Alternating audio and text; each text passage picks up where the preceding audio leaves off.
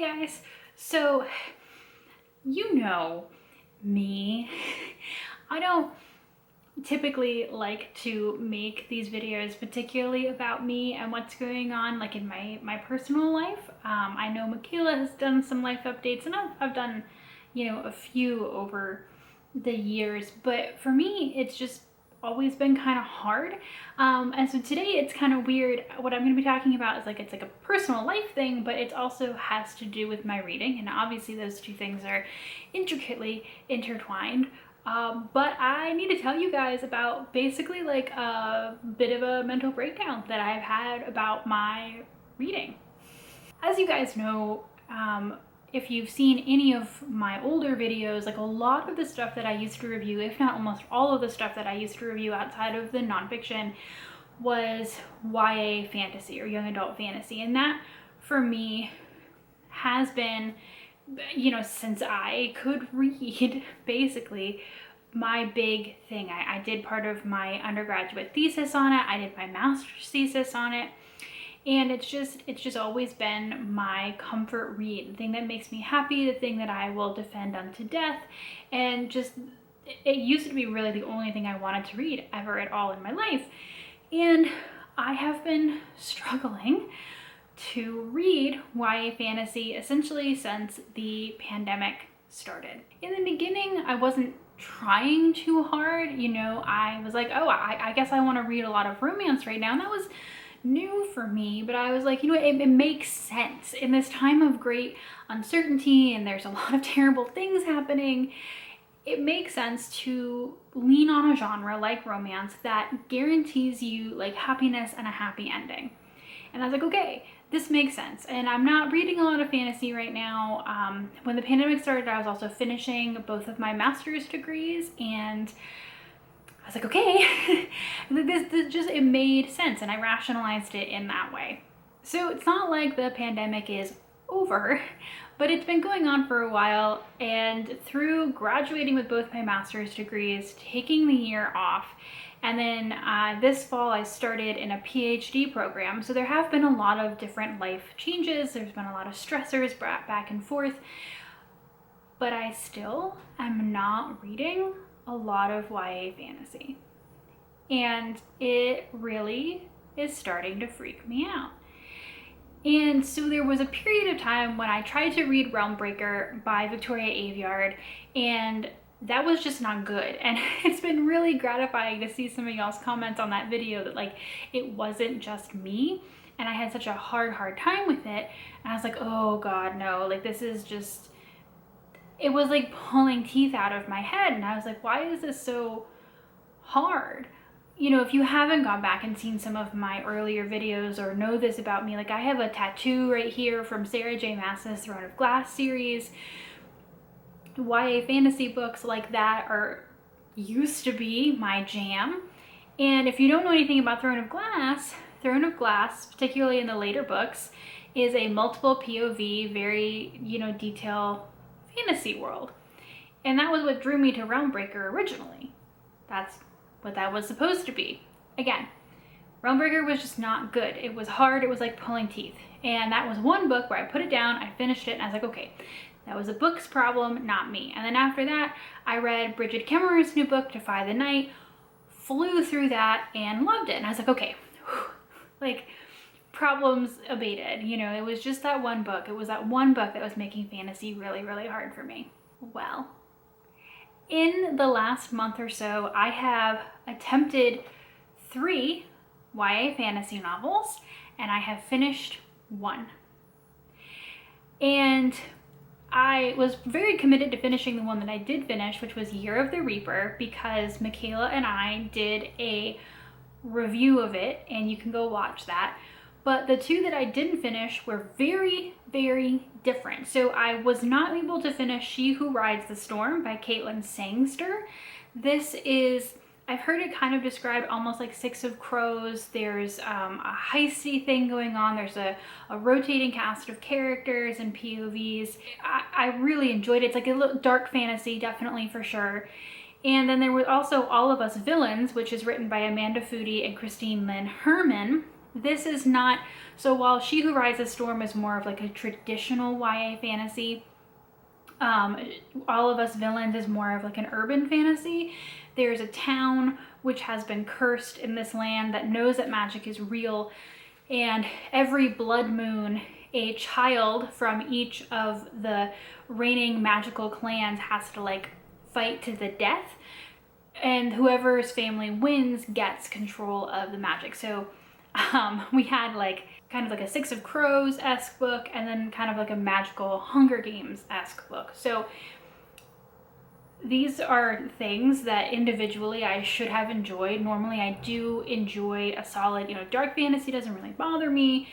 And All of Us Villains was basically all the kids that are POVs, because it's again rotating POVs, are all gray area. So it's like the Hunger Games, but like if someone described it as the Hunger Games, but if it was narrated by the tributes from Districts 1 and 2, which basically means they've all accepted that they're gonna have to kill people, and they're like morally gray enough about it that they're just kind of moving forward. I don't know if that changes, because again, I DNF'd both of those books, and I did it back to back, kind of, sort of, and it just was freaking me out so much that when I went to DNF All of Us Villains, and again, both of these books were arcs that I was supposed to do reviews of, I messaged Michaela and I was like, can I do this? Can I do this? Is this me? Is this my fault? Like, what's happening here? And I think I've already harped on it to the point that you might have noticed something that has become apparently a trend for me. But I was trying to talk to Michaela about this and think about it and just be like, why can't I read these YA fantasy books? And I think the issue is the rotating POVs. Like, I max out at 2 or 3 points of view. A lot of romance novels are told in 2. That doesn't bother me. A lot of YA fantasy is often told in 1. Or again, those rotating point of view chapters. Because the ones that I have finished and enjoyed, like Defy the Night and Year of the Reaper, have all been single or double POV books. That's it. The ones that I have not been able to finish have been, you know, 4 or more narrators. Now you might be thinking, well, that's not like terrible. It's just you've discovered that there is an element of book writing that is not for you. And so moving forward, you know, multiple POV character books are not going to be for you, and you can accept that and move on. We all like or dislike different things about different books. But the thing for me about this, which is like terrifying, is that for me, and this has always worked out really well when Michaela and I do reviews, because Michaela cares a lot about characters and I care a lot about plot. So rotating POV never really bothers me as long as the plot is continuing to move, exciting things are happening. It's not necessary for me to super connect with a character to be able to enjoy the book. Unlike Michaela, who when we were talking about this was saying that she finds multiple POV really hard because oftentimes they're not all telling the same story, or you get really connected to one of them and you're not as interested in the others. And I was like, oh my goodness. I have defined myself as someone for the longest time who cared so much about plot and not as much about character. And that seems to have changed. And again, I'm not saying that, like, you know, you could write really bad characters and I still enjoy it. I'm not saying that at all. But for me, as long as the plot was good, I was willing to give characters allowances. And I'm not willing to give that anymore.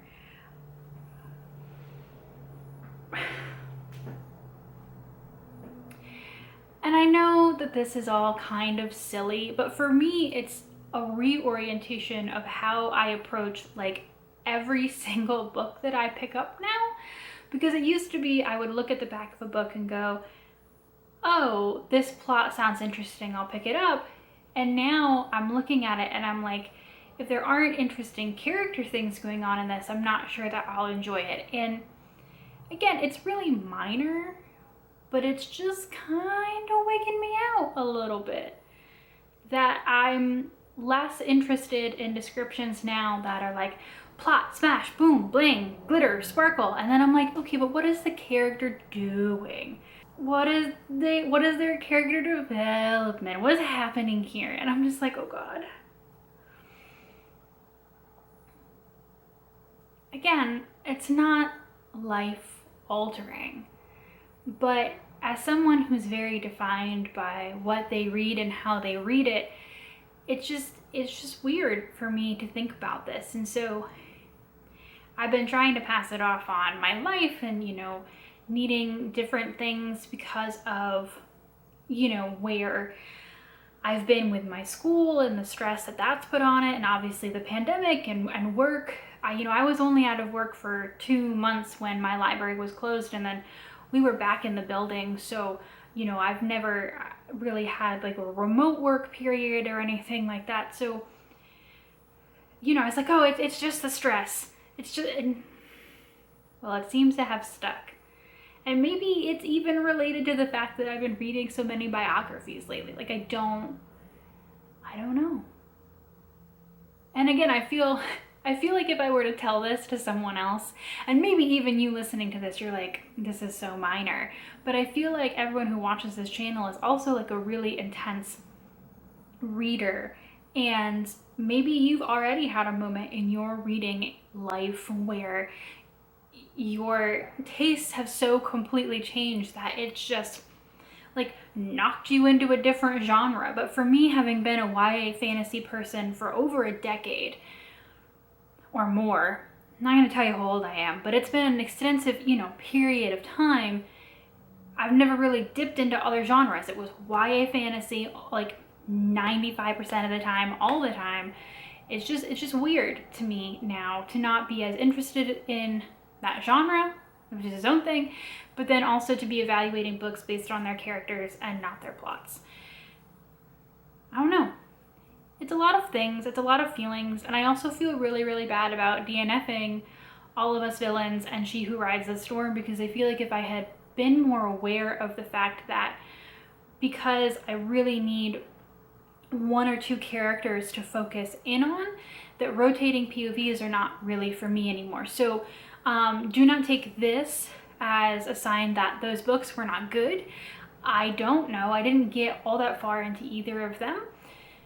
But now I feel bad for requesting those arcs and not being able to do reviews of them that would have unfairly discussed them, because I don't think there's a point in reading and reviewing a book that you know you're not going to like because it's not something that you will enjoy 9 times out of 10. So I hope to be a smarter reviewer moving forward now that I know this, or at least arc requester, and I just have to like deal with this information, I guess. So thank you for hanging out with me and listening to me ramble. If this has happened to you before in some massively altering way, let me know. Or, you know, if you can just think of things that have really shifted for you and what you've enjoyed and what you haven't enjoyed. You know, my tastes have definitely changed as I've gotten older, but this is the first time I've ever seen this kind of like seismic shift. So I hope you guys like my romance content, because that seems to be the only thing right now I can make click. So maybe I'm a romance booktuber now, plus a little bit of nonfiction. This is betwixt the books. We're betwixt a lot of books and a lot of genres. You don't come here for consistency. But anyway, thanks guys.